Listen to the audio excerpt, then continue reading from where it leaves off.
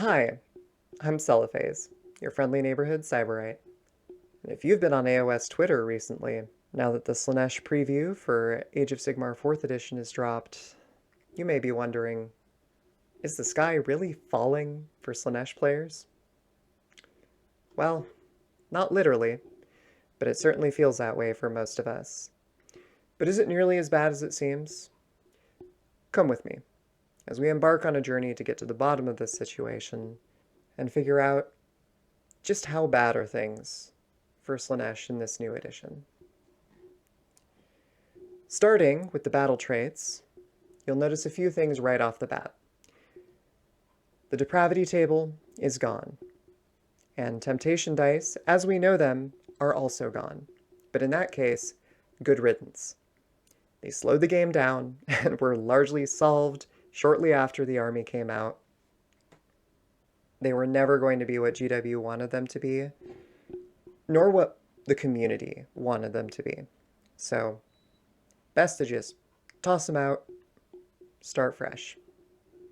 And as you'll see, I would have liked to have seen this army start a little fresher than it did. They've been replaced with a system I like roughly half of. The good part, which you'll see on the right here, at the start of the battle round, you pick between 0 to 3 units to become euphoric, where they put on their little fedoras and get exploding 6s to hit, or crit 2 hits for the current, or the new edition nomenclature. And note that this is not melee weapons, this includes ranged weapons as well. And they also can run and still shoot and or charge later in the turn. I think we're going to see this ability dropping off of a lot of our war scrolls, so this is going to be our way to get it. This is going to be important. Now the bad side of this, and the reason it is more than double the length of the good part, each unit you pick entitles your opponent to, let's call it a little coupon for a free 6 for rolls to save, for wards, to wound, or run. And if they have at least 2 of them, then you can cash those in for a charge roll of 12 automatically. A free BOC charge, as we call them in the SoCal meta. Come to Old Town Throwdown, and you too might understand that reference. Now, every time they redeem one of these little coupons, they have to do one of those roll a d3, and a 2+ is however much mortal damage you ended up rolling. The edition loves those little 2-up on a d3 rolls. And these little coupons expire at the end of the battle round. And for these coupons, no amount of complaining to the manager is going to let you redeem them past that point. So do not leave these on the table and give your local Slaanesh player all upside and no downside. Or do. I would love that. But yeah, that's it. That's what we've got. Is it good? Is it bad? Is it aggressively mediocre? Well, it definitely gives your opponent more agency than the old Temptation dice system did. Now they can auto-pass up to 3 rolls of their choice, as opposed to when we used to be able to cherry-pick what we offered to our benefit. On top of that, in 4th edition, there is a universal command ability to charge in the opponent's turn. And giving your opponent 12 inches to work with is definitely going to be a lot more than you want to be on the receiving end of. It's one of those things where you could declare a battle tactic, and if you're not expecting that to happen, you could fail it with a near certainty from your opponents. You have to work really hard with this to not gotcha yourself. And that's the challenge that I see with this, with Slaanesh in 4th edition, is that the skill ceiling on this army is going to be so high. Now, in addition, we get a little glimpse into the battle formations, or sub-factions, for previous editions that we'll have access to. And this one gives our mortal units, which are now Cyberite keyworded, so not mortal as we knew them, +1 to hit rolls if they're damaged or had any models die this turn. Note, this is Cyberite infantry, cavalry is excluded from this. So I feel like this is going to be our Blissbarb spam subfaction moving forward. Now, this is going to combo well with the Fane, as we'll see later, but I'm not terribly impressed. Upside downside abilities that aren't world-shakingly powerful can be kind of lame, and if that's going to be our theme, we better be really cheap on points or really good as far as our war scrolls are concerned. And, well, we'll see how that went. Now, next, we get to something that could make the allegiance ability we have, or battle trait, chronically stuck in older editions, very interesting. Our unlimited spell for the Lore of Extravagance, which is an amazing name, allows us to upgrade euphoric units to have crit mortal in melee. This is a distinction, don't use this on your Blissbarbs, but it upgrades euphoric units to have crit mortal instead of crit 2 hits. This is not an upgrade you're always going to want to pick because it does lower your damage ceiling. However, crit mortals is incredibly powerful from what we've seen so far, and I could see this being really powerful with the right unit in the right situation, and we'll see a little bit of how that could be played to great effect with the war scrolls we're going to see. And also where it could be really meh, kind of lame, I guess. What's really interesting to note is this little blurb here, which notes that we're going to have spells that can lower enemy defenses and let our warriors dart out of combat. So it sounds like Phantasmagoria is back in some way, possibly Acquiescence, might drop enemy saves, could still just be +1 to wound, but we'll see. But let's get to the first war scroll that Warhammer Community has graced us with, and I've got opinions. So first up is Shalaxi Helbane, our named Keeper of Secrets that is for some reason not Nikari. I forgive them, but it was definitely a choice. Now, GW finally learned their lesson with Shalaxi here, because that is not 1 attack, that is not 2 attacks, that is 6 attacks with her spear. Progress! Progress that was not shared with the Impaling Claws. And, you know, the Impaling Claws this way are fine for Shalaxi. Like, honestly, 8 attacks at their lowest 3 damage, -2 rend, -3 against heroes for 6 of those. She's doing fine. This actually looks pretty good. But I worry for the generic keeper, because if the vanilla keeper sword is still playing second fiddle to her crab parts, 2 attacks at a reduced 4 damage isn't going to pay the bills. I just really hope that the generic keeper is worth taking instead of Shalaxi. Like, I want them both to have their strengths, but I worry.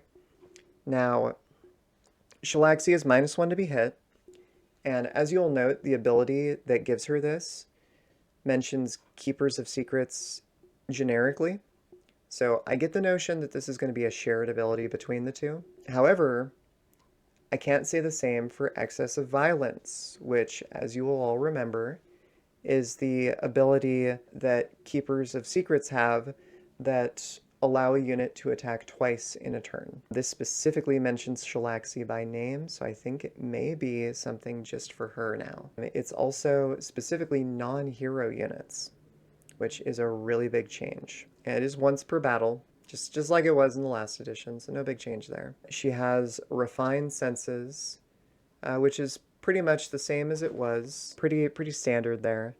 But a big thing is the special countercharge here that interrupts enemy hero charges to instead charge in herself out of nowhere with a steel chair, interrupting the hero's charge, which could be very good. It is a rampage ability, but it's just so weird. I kind of love it. Now, there's counterplay for this. Like, an opponent can charge her with a non-hero unit before they charge their hero. So this is one of those things that's going to kind of, you know, I feel like a lot of our rules are the type that kind of bully less experienced players, kind of like, I don't know. But I think it's cool, conceptually. I just don't know if it's going to be super impactful at the high levels of play. But it's a nice little gotcha. She's a War Master, which means that, I believe means that she could have any faction units in her regiment. I think I remember GW mentioning something like that, which is rad. Look forward to that. And overall, she seems pretty solid. As long as she's not too expensive, I could see her making her way into a lot of lists. Also, Ward 5+. That's nice. However, we have Fiends next. And these guys have changed quite a bit. They're beasts, just like squigs, which means they're outdone in objective control by any amount of grots greater than 1, which is fine. You know, hopefully they're cheap to compensate for that. They do keep the -1 cast and unbind aura that they've had for a while, but now they have the ability to, once per turn, army, pick an enemy unit in combat with them, and on a 4+, give them Strike Last. When was the last time we had a Strike Last ability? I feel like it was back with the original sin of the first book, and so that's actually really cool to see. However, you will notice they lost 2 inches of movement, and come with me on this little journey here. Well, before we do, they did get a ward of 6+, which I think might just be a demon thing in general. I believe the Tzeentch demons that we saw had a 6+ ward as well. So I don't think that's just a Slaanesh thing, but we'll see. But yeah, come with me on this strange journey. Check out this weapon. They merged the profiles, which I appreciate. I really hope they do that for chariots, so I'm not constantly looking at like, okay, I get 8 attacks of what, and 9 attacks of what, and 4 attacks of what. Just let me roll 20 dice, please, just all at once. Now, this is pretty standard. 4 attacks, hit on 4s, wound on 3s, rend 1, damage D3, any monster, +1 rend. It's pretty nice. 2 rend, D3 damage on monsters is great, but it has the companion keyword. I feel like it used to be a divided, like, it used to be 2 separate profiles and they thought better of it, but when they merged it, I feel like they forgot the keyword. That's the only way that makes sense to me. Like, having the only profile on a war scroll have companion just seems weird to me. Maybe it's intentional and there's just something about it that I can't see. But no, this is weird. You will notice they also lost the -1 to be hit, -1 to be wounded. And honestly, they lost a little bit of that offensive power by losing the tails, which were D6 damage against monsters before. But I mean, that was 3rd edition. Things are different. We don't know how different completely yet, but they're different. But the main thing is they're just not good melee tar pits anymore. They're super fragile. They're 4 health, 5 up save, 6 up ward, but how much is that really going to save you? It's going to be like that one lucky 6 in a game where it's just like, oh my god! That, you know, everybody is going to be gathered around the table if they finish their rounds, and it's just going to be a huge moment, and everybody's going to pop off, and it's going to be wonderful. But it doesn't do much beyond that, in my experience. There's not a huge impact. But it seems like, yeah, now they're just little MSU buff pieces, or debuff pieces. Sad. I don't see myself putting more than 1 unit in the list, honestly. But now we get to the real tragedy. Twin Souls.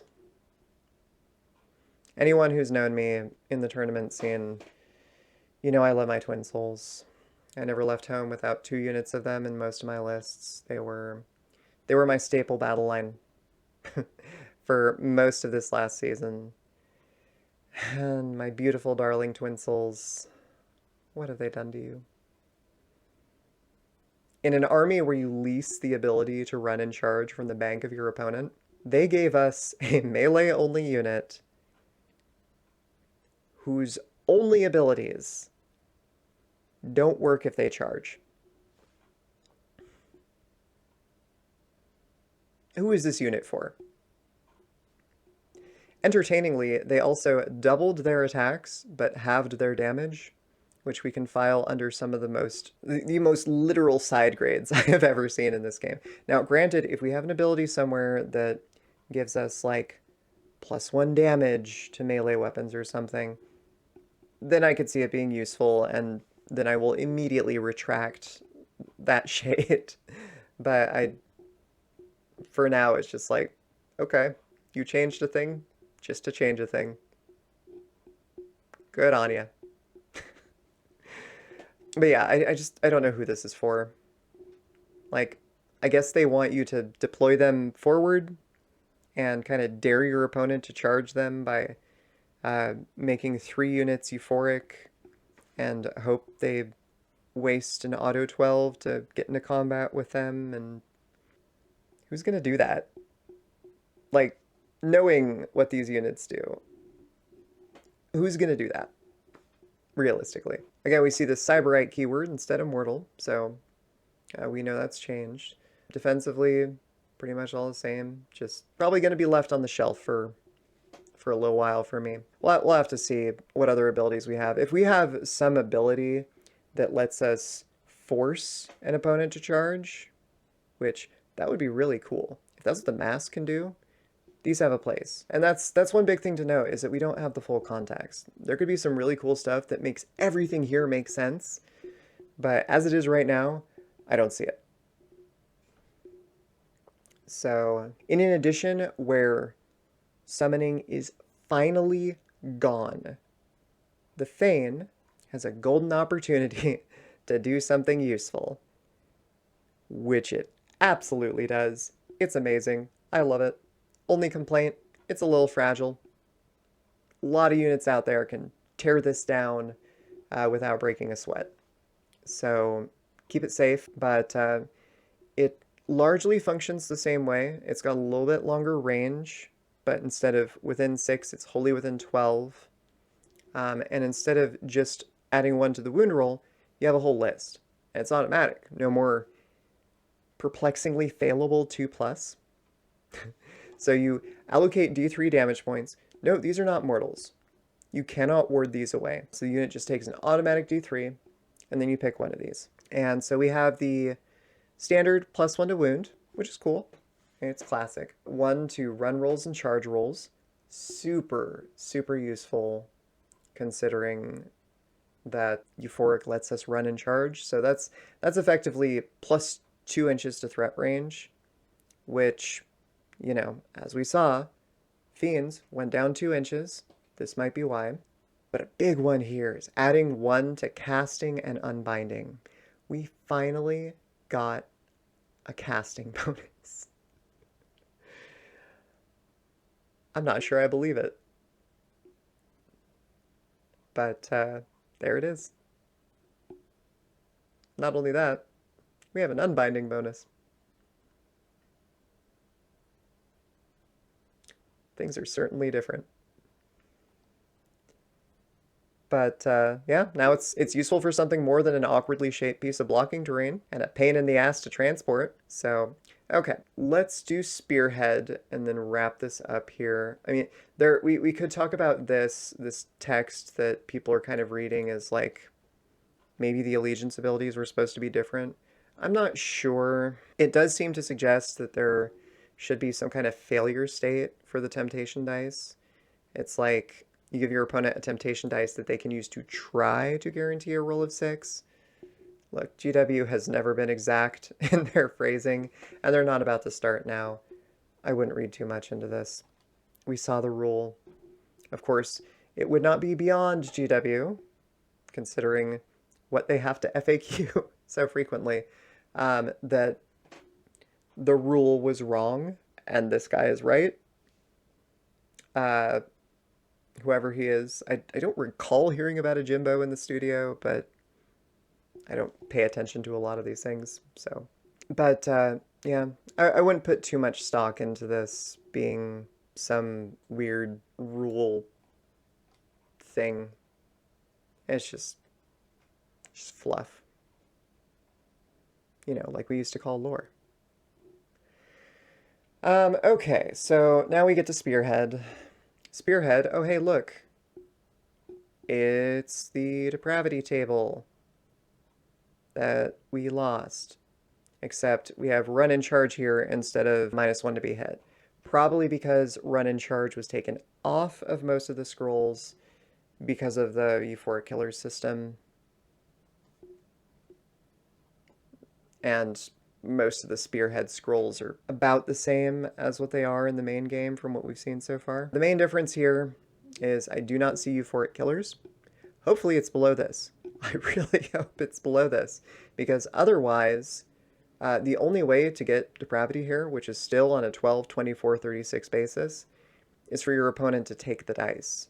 So if there's no Euphoric Killers in the classic sense, this is completely in your opponent's hands. And I really hope that's not the case. Let's get to the point that's relevant for the main game. I guess also Spearhead. Spearhead seems like a cool format. I don't know if I see myself playing a lot of it, but I like having the option for a nice little short game. But anyhow, Slick Blades. 6 attacks, 3s and 4s. The 4 to wound is a downgrade on the glaive. I suppose these are humans. It could have been worse. It could have been 4s and 4s. Rend 1, damage 1, +1 damage on the charge. Finally something that rewards us for charging, you know? And you can reroll charge rolls, which is nice. Very nice. Lost 2 inches of movement. So again, that +1 to run and charge. Doing a lot of heavy lifting. But you don't have the Fane in Spearhead. So that's a smaller board. So what would you need 14-inch movement for anyway? These defensive stats, mostly the same. Only one control kind of surprises me a little bit, but I guess it shouldn't. And companion where it should be. Slick Blades have a lot of potential, especially with, you know, +1 damage, so crit mortals, doing 2 mortal wounds for every 6 to hit on those glaive attacks. It's pretty nice. Feels kind of the same role, you know, early game strike piece. Doesn't wow me, but I look at this and I see something I might use. I don't see something that like hurts me at my core the way that Twin Souls did. Yeah, this is imminently usable. At least for what we know so far. So overall, I'm of two minds with the changes. I wasn't a fan of our 3rd edition book, and I have never tried to hide that vague disdain. I thought it incentivized the wrong things, like turning us into a ranged army, even though we only have like 2 units that do that. It had a terrible system for temptation dice. I could rant for hours on that. And it did make some baffling decisions when it came to lore stat discrepancies. Like, Myrmidesh were just kind of tough guys that needed to be really cheap to be good. I will die on the hill that Painbringers should be cool. I'm sorry. I don't care. They made them so cool. Let them be cool. And, you know, Bliss Barbs should not have been the star unit of the book. They're a bunch of little low-ranking idiots. They're not allowed to be in close combat, even. They shouldn't be hitting on 2s so easily. It was bad. It was good for a bit, like win rate wise, but it was bad. It was a potentially good book that veered wildly off course just before the finish line. Like, it was so close. It was just frustrating, and I feel almost the same way about what I'm seeing with these changes, but at the very least, there's that potential that maybe there's something we're missing. I really, really hope that's the case. I'm not going to hold my breath for it. I'm disappointed that there were certain baggage that it seems like they felt like they needed to keep, which I wanted a full reinvention of the wheel here. I guess we got what we got.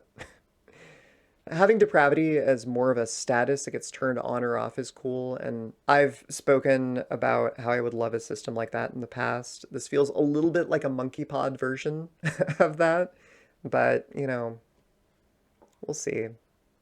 We'll get those reps in, we'll see if it's really as bad as it seemed. Yeah, a lot of this feels like a near miss, but it feels like a nearer miss than we've had before. When this first dropped, I was with the Doomsayers. I was like, this is bad. This is so bad. But the more I look at it, the more I realize it really isn't. It works. It just, like always, doesn't work intuitively. And the Twin Souls are bad. Like I said, if there's something that lets us pull enemy units into them, they're fine. If not, they are so bad. But anyhow, enough ranting on my part. Let's see what the index brings. Bring on 4th edition. Speaking of 4th edition, some of you may have seen on Twitter that I've made a commitment to 130 games this season.